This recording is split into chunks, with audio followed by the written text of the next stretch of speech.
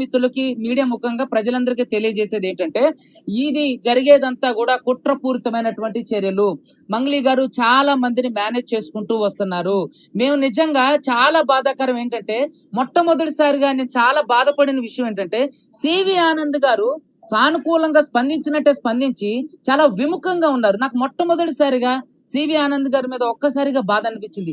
అరే ఆయన కలవడానికి వెళ్తే సార్ ఒక ఫోటో ఇవ్వండి, మరి మేము మిమ్మల్ని కలిసినట్టు మీడియాకి ఇవ్వాలంటే అవసరం లేదు అని చాలా ఆ అంటే బాధ్యతాయుతంగా మాట్లాడడం కూడా చాలా బాధ కలిగించింది. నేను మొట్టమొదటిసారిగా ఎక్కడ బాధితులకు న్యాయం జరగకుండా పోతుందని చెప్పి చాలా బాధపడుతున్నా.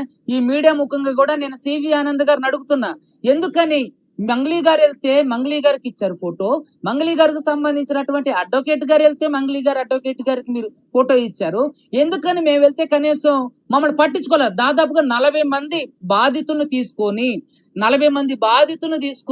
మేము సివి ఆనంద్ గారిని నిన్న 3 గంటలు వెయిట్ చేసి, లాంచ్ లో 3 గంటలు వెయిట్ చేసి లిటరల్లీ ఆయన కలిస్తే కనీసం ఫస్ట్ లో సావధానంగా మాట్లాడినట్టు మాట్లాడి మేమేం చేయాలో మాకు చెప్తున్నారని చెప్పేసి సివి ఆనంద్ గారు మాట్లాడినటువంటి తీరు చాలా బాధాకరం.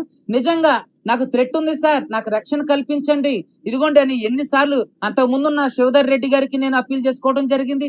అదే విధంగా సివి ఆనంద్ గారిని కూడా నేను కలవడం జరిగింది. మాకేం పని లేదా, మీ అందరికీ రక్షణ కల్పించుకుంటూ పోవాలని చెప్పేసి ఒక బాధ్యతాయుతమైనటువంటి పదవిలో ఉన్న సివి ఆనంద్ గారు ఇలా మాట్లాడడం నిజంగా బాధాకరం. మరి